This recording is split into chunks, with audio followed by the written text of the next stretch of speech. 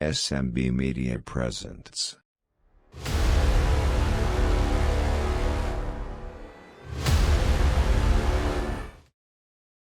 യോനയ്ക്ക് കർത്താവിന്റെ അരുളപ്പാട്. നീ എഴുന്നേറ്റ് മഹാനഗരമായ നിനവേൽ ചെന്ന് അവരുടെ ദുഷ്ടത എന്റെ സന്നിധിയിൽ എത്തിയിരിക്കുന്നു എന്ന് പറക.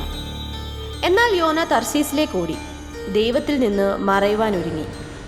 ജോപ്പയിലെത്തി തർസീസിലേക്കുള്ള കപ്പൽ കയറി യാത്ര ആരംഭിച്ചു.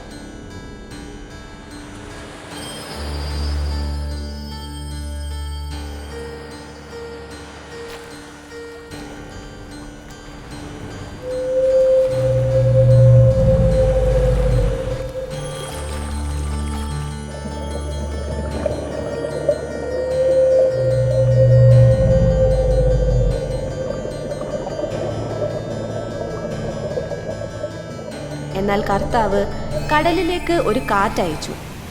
കപ്പൽ ഉലയുവാൻ തുടങ്ങി. തകരുമെന്നായി. എല്ലാവരും പരിഭ്രാന്തരായി. ഭാരം കുറയ്ക്കുവാൻ വേണ്ടി കപ്പലിലെ ചരക്കുകളെല്ലാം അവർ കടലിലേക്ക് വലിച്ചെറിഞ്ഞു. ഈ സമയം യോന കപ്പലിന്റെ ഉള്ളറയിൽ കിടന്നുറങ്ങുകയായിരുന്നു.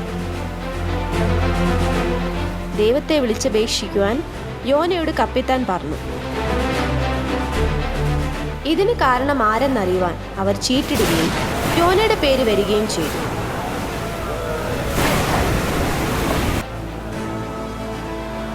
യോന പറഞ്ഞത് പ്രകാരം അവനെ കടലിൽ എറിഞ്ഞാൽ ഇത് ശമിക്കുമെന്ന് മനസ്സിലാക്കിയ അവർ അവനെ കടലിലേക്ക് വലിച്ചെറിഞ്ഞു.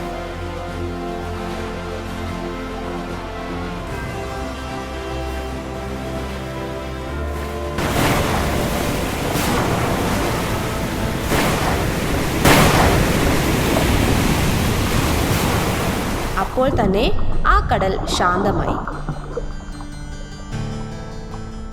പക്ഷേ ആ കടലിനടിയിൽ ദൈവം യോനയെ വിഴുങ്ങുവാൻ ഒരു തിമിംഗലത്തെ കൽപ്പിച്ചാക്കിയിരുന്നു.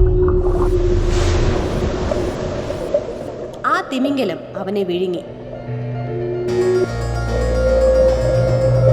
നിനവേലേക്ക് പോകുവാൻ മടി കാണിച്ച യോനയും കൊണ്ട് മത്സ്യം ദൈവം പറഞ്ഞ സ്ഥലത്തേക്ക് കുതിച്ചു പായുവാൻ തുടങ്ങി.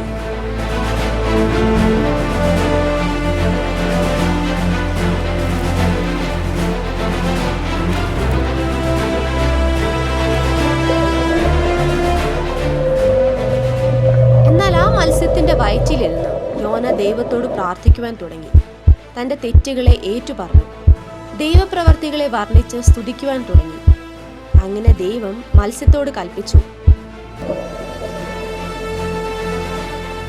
അത് യോനയെ കരയിലേക്ക് ഛർദ്ദിച്ചിട്ടു.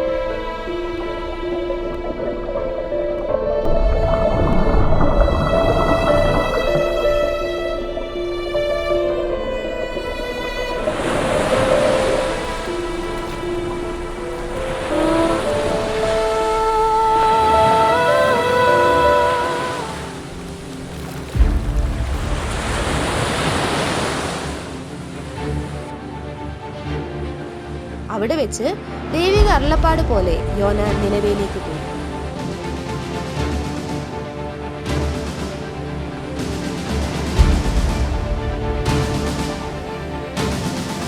തന്റെ തെറ്റുകളെ മനസ്സിലാക്കി അനുദപിച്ച് കരയുന്നവനോട് മനസ്സലിവ് കാണിക്കുന്ന കരുണയുള്ള ദൈവമാണ് നമ്മുടെ ദൈവം.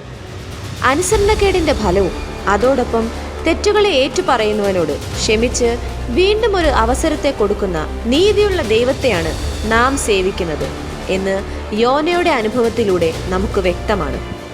നമുക്കും നമ്മുടെ തെറ്റുകളെ ഏറ്റുപറയാം, അനുദപിക്കാം, ദൈവത്തോട് കൂടുതൽ അടുക്കാം. തെറ്റുകളെ ക്ഷമിക്കുന്നതിനോടൊപ്പം നമുക്കായിട്ടുള്ള ദൈവത്തിൻ്റെ കരുതലും അത്ഭുതങ്ങളും അനുഭവിക്കാം. അതെ, യഹോവ കരുണയും കൃപയും നിറഞ്ഞവനാകുന്നു, ദീർഘക്ഷമയും മഹാദയയും ഉള്ളവൻ തന്നെ.